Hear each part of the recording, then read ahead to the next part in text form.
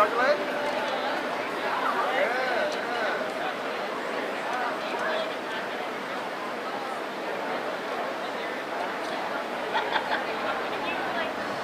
Good afternoon.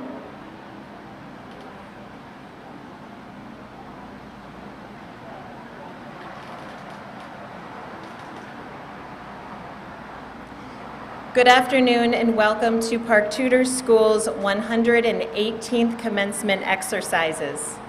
Today we celebrate our 50th graduating class since the merger of Park School and Tudor Hall in 1970. It is my pleasure to introduce the class of 2020.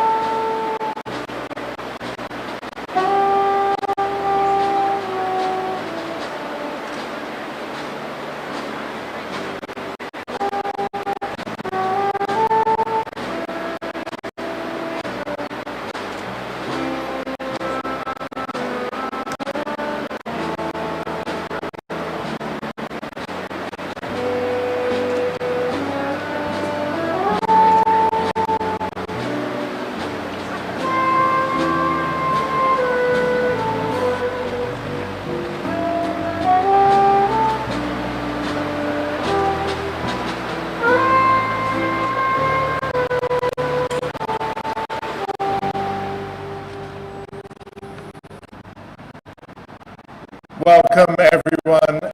I cannot tell you how happy we are, how grateful we are that we managed to all get together for this occasion. And it seems that fates have conspired to give us reasonable weather to avoid storms and heat. And I'd just like to take a moment to thank Sarah Webster and Bill Bishop, the whole maintenance crew, our nursing staff, and everybody who spent many hours this week focusing on how we could make this happen and pull it off. And so I cannot tell you, this is such a happy occasion. Thank you all for being here.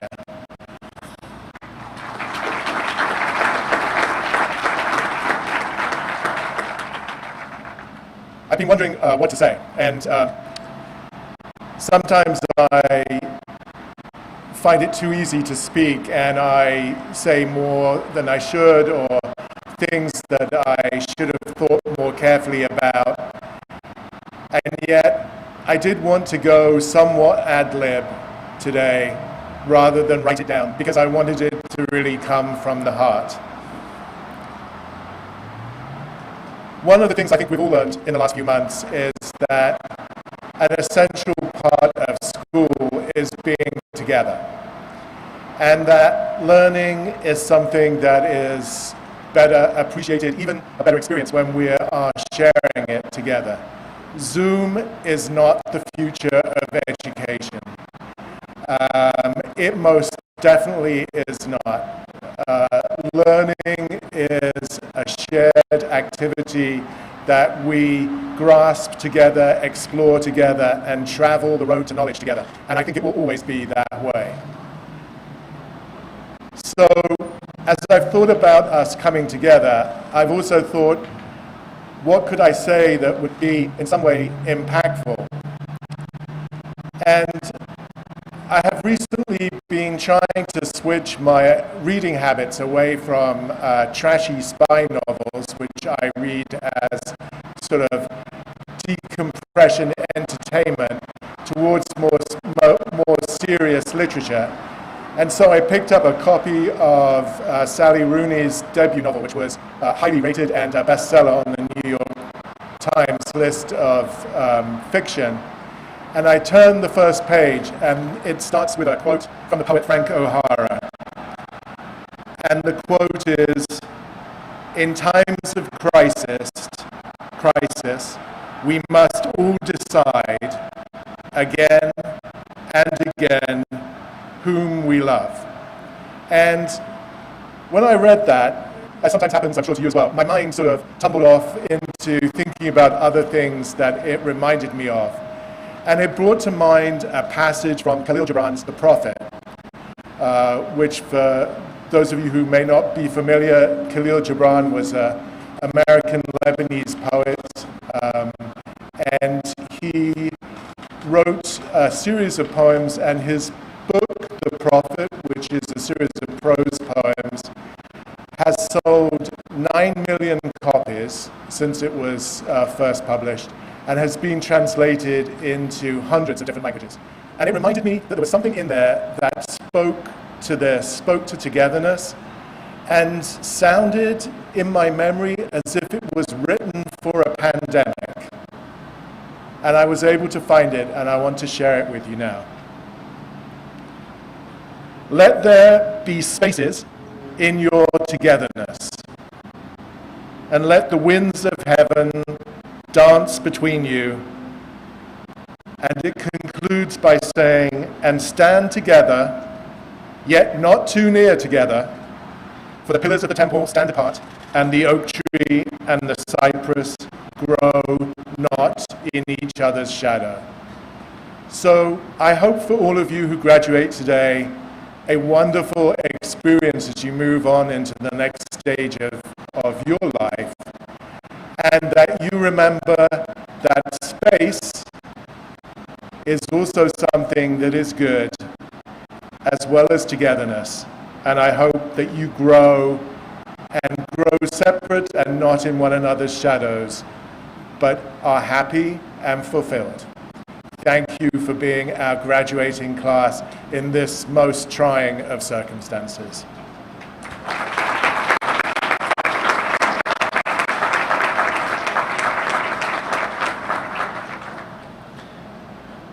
It's my pleasure to introduce our alumni speaker, Mr. Andy Mara. And Andy graduated from Park Tudor in 2006, and during his senior year, he served as the class representative to the Alumni Board, was a recipient of the Frank Meek Award.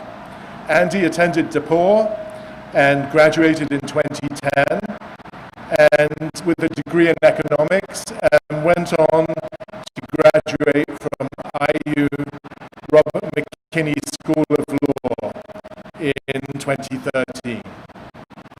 He was elected to the Park Tudor.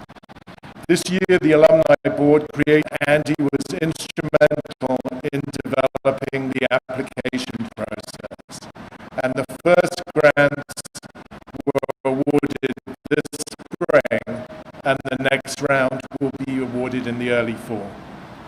After practicing law in Indianapolis for several years, in April, Andy founded his own law firm, Mara Legal. Andy and his wife Molly live in Carmel and have two daughters, Ella, age 4, and Rory, age 2. It's my pleasure to introduce Andy Mara.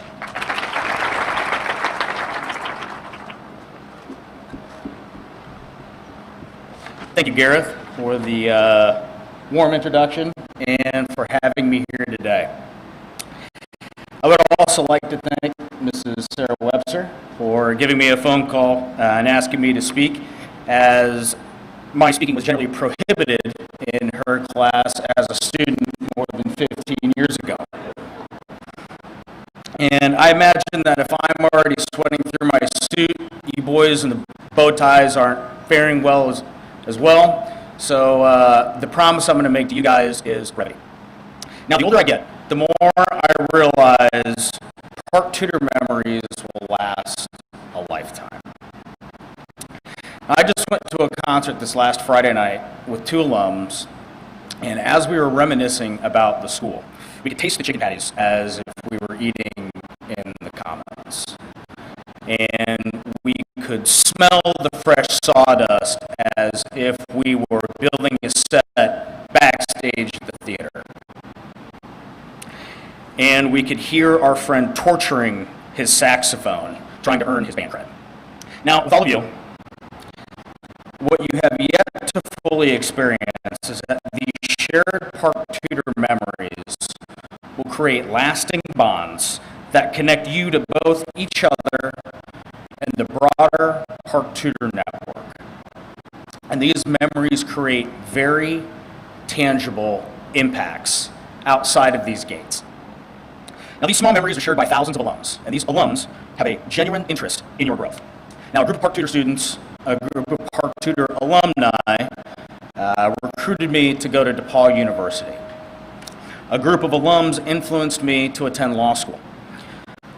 In a Park Tudor alum made the introduction for my first job, and the first referrals that came into my law firm came from a Park Tudor alum. Lastly, maybe most important, a Park Tudor alum is the godfather to my oldest daughter. Now, these 5 defining life moments were guided by 5 different groups of Park Tudor alumni. Park Tudor has nurtured you to graduation, and its network will continue to do so far into the future if you leverage those opportunities. Now, how do you leverage this network? Start simple. First, I would tell you to join the Park Tudor Alumni Association. Among others, it provides a formal connection to the school after you graduate, and it also provides professional and networking opportunities. So feel free to reach out to Kelly Teller, who's the director of the Alumni Relations for Park Tudor, for more information there. And secondly, maybe more importantly, reach out. One of the positive outcomes from everything that's going on in the world for some people is that it's created more time. Now, I would suggest that you write down 3 3 careers that you may be interested in and leverage the Alumni Network. The Alumni Association organize a 10-minute chat with alums in that field to learn about their career path and learn about how they got there. Now, this 10-minute phone call should be short enough that you can squeeze it in between your next TikTok dance video or hot dropping into Storage Town. Lastly, don't forget that the glass is half full. I entered the job market for the first time during the Great Recession, and I just started a law firm during a pandemic. Life is all about how well you play the cards you're dealt. The Park Tudor Alumni Network includes some of the brightest and most driven people you'll ever meet. It spans most states and offers insight into most careers. Seize the opportunity in front of you to have a conversation with and learn from someone who has been in your shoes, and then walk the miles you have yet to travel. You'd be surprised how many opportunities in life can start with a simple phone call. This speech did. Thank you.